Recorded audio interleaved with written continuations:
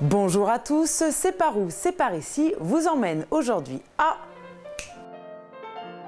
Nous sommes à Hattonville. Pourquoi Hattonville? Pour refaire connaissance avec une des spécialités de Lorraine, le fruit emblématique de la région, la mirabelle. Ce fruit plus que centenaire a trouvé sa place au verger conservatoire qui se situe au pied des Côtes de Meuse sur le territoire du parc naturel régional de Lorraine. Le verger conservatoire, comme son nom l'indique, a pour principale mission la sauvegarde du patrimoine prune et mirabelle de Lorraine, tout en accompagnant la relance de l'arboriculture. Il dispose de 80 souches de mirabelle, 62 de Nancy et 18 de Metz. Dans ce verger, on peut tout simplement le visiter pour apprendre l'historique de la mirabelle de Lorraine et découvrir le verger au fil des saisons, ou alors participer à la self-cueillette du mois d'août. Il propose également des animations destinées aux scolaires avec des supports pédagogiques, sans oublier les stages amateurs pour approfondir ses connaissances sur les cultures des arbres fruitiers, ou alors des stages de découverte ou de perfectionnement. Le verger conservatoire est ouvert du lundi au vendredi de 8 h à 12 h 30 et de 13 h 30 à 17 h, ainsi que les week-ends. Attention, toutes les animations se font sur réservation. Et pour s'y rendre, il vous suffit de suivre l'autoroute A4 direction Paris, sortie numéro 32, puis suivre la direction d'Hattonville. Voilà, cette émission se termine.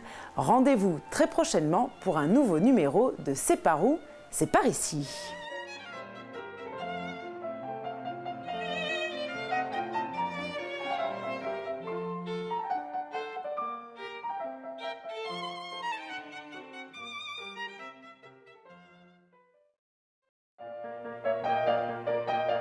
Chers amis, bonjour. Qui a dit qu'il fallait aller à l'autre bout de la planète pour passer d'agréables vacances? Eh bien moi je vous dis, et on vous le démontre depuis le début de ces émissions, qu'à 2 pas de chez vous se trouvent des endroits qui n'ont rien à envier aux plages de l'île Maurice ou encore aux calanques de Cassis, enfin presque rien. Allez, pour le vérifier, suivez-moi, ça se passe là-bas. Nous sommes à Volstroff et plus précisément au centre de loisirs et culture de Volstroff qui vous accueille dans un espace nature de 23 hectares. Que faire à Volstroff? Eh bien c'est tout simple. Ici se trouve un camping caravaning, des locations de gîtes, des espaces de jeux, des activités détente et de loisirs, une piscine en plein air et de nombreux espaces de pique-nique autour d'un plan d'eau. Le centre de loisirs est ouvert à tous, que vous soyez en famille, entre amis ou en groupe organisé, que vous veniez en vacances ou tout simplement pour un pique-nique, c'est l'endroit idéal. Et en plus, à 2 pas de Romba, et au prix de l'essence, c'est pas plus mal.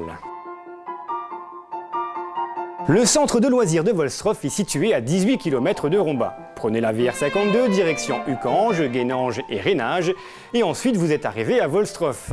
Enfilez votre maillot de bain et plongez dans la piscine. Voilà, c'est terminé. Bonne baignade à tous et à bientôt.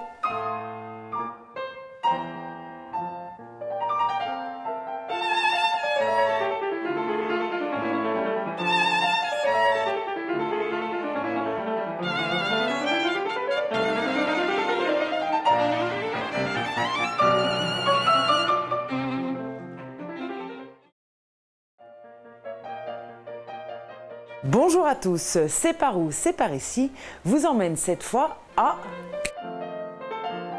Nous nous trouvons à Metz pour un voyage au cœur du centre Pompidou-Metz. Inauguré en mai 2010, ce bâtiment est un véritable chef-d'œuvre architectural offrant de multiples possibilités de programmation grâce à ses 10 700 m² de superficie, ses 3 galeries d'exposition, sa grande nef, son studio et son auditorium. Ce centre Pompidou est un réel espace de découverte de la création artistique sous toutes ses formes, un lieu de vie avec des événements toute l'année. Le centre Pompidou-Metz propose une programmation autonome, pluridisciplinaire et innovante. Expositions, spectacles de danse, théâtre, concerts, films ou conférences rythment donc cet espace. Sans oublier les ateliers d'initiation et programmes pédagogiques pour les enfants et les ados qui leur offrent une approche ludique et passionnante de la création sous toutes ses formes.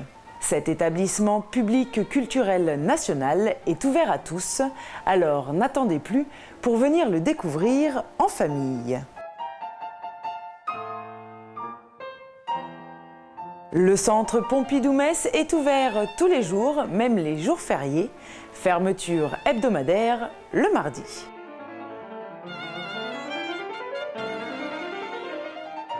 Pour s'y rendre, il vous suffit de prendre l'autoroute A31, direction Metz, sortie Metz-Centre. Voilà, cette émission est terminée. On vous donne rendez-vous prochainement pour un nouveau numéro de C'est par où, c'est par ici. Salut à tous!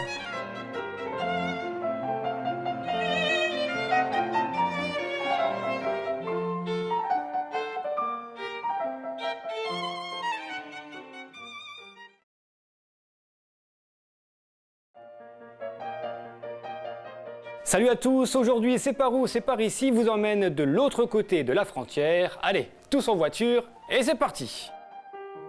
Nous sommes en Allemagne. Quelques jours après vous avoir présenté le site du haut-fourneau U4 du Cange, nous sommes cette fois dans une autre usine sidérurgique à Vollklingen. Et cette usine est plus connue sous le nom de Vollklinger Hütte. Oui, je sais, je suis complètement bilingue. Classée site du patrimoine mondial par l'UNESCO, cette usine est le point de départ de la route européenne du patrimoine industriel. La visite du patrimoine culturel mondial Vollklinger Hütte, c'est son véritable nom, est une véritable aventure. Le parcours nous emmène des profondeurs de l'usine aux hauteurs vertigineuses de la plateforme panoramique des hauts-fourneaux. Le parcours, constitué de plus de 5000 mètres de chemin balisé, dure entre 2 heures et 3 heures.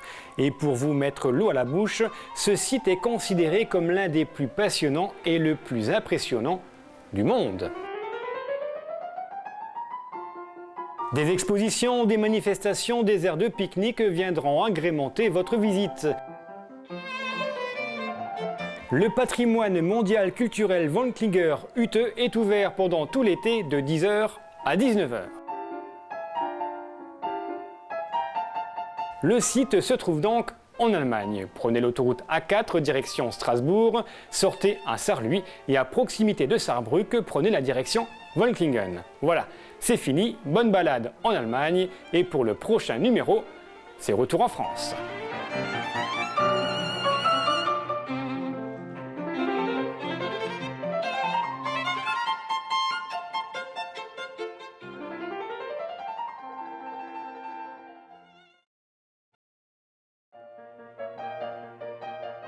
Bonjour à tous, C'est par où, c'est par ici, vous emmène aujourd'hui là-bas. Nous sommes à Budin, dans la vallée de la Canère, pour vous faire découvrir un des témoins du passé révolu, mais riche d'enseignements sur le plan historique, technique et humain, le moulin de Budin. Ce moulin était au XVIIIe siècle une huilerie produisant de la matière première pour les lampes à huile.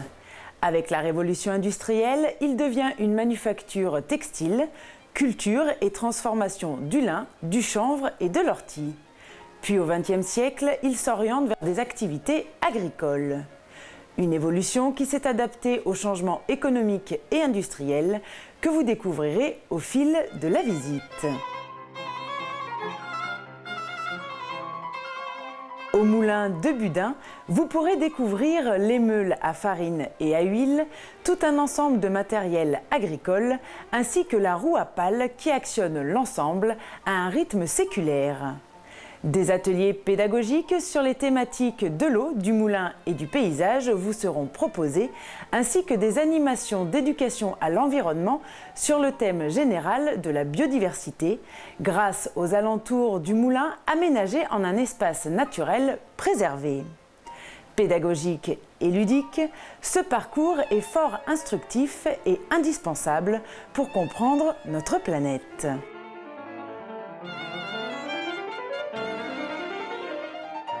Vous voilà bien éclairé sur cette visite, alors n'attendez plus et venez découvrir le moulin de Budin. Il est ouvert tous les dimanches de 14 h à 18 h et tous les jours sur réservation pour les groupes de plus de 10 personnes. Pour vous y rendre, vous devez emprunter l'autoroute A31 direction Thionville, prendre la sortie 37.2, suivre Bouzonville et enfin passer par Stucange et Medservice. Voilà, cette émission est terminée. On vous donne rendez-vous très vite pour un nouveau numéro de C'est par où, c'est par ici. Salut à tous!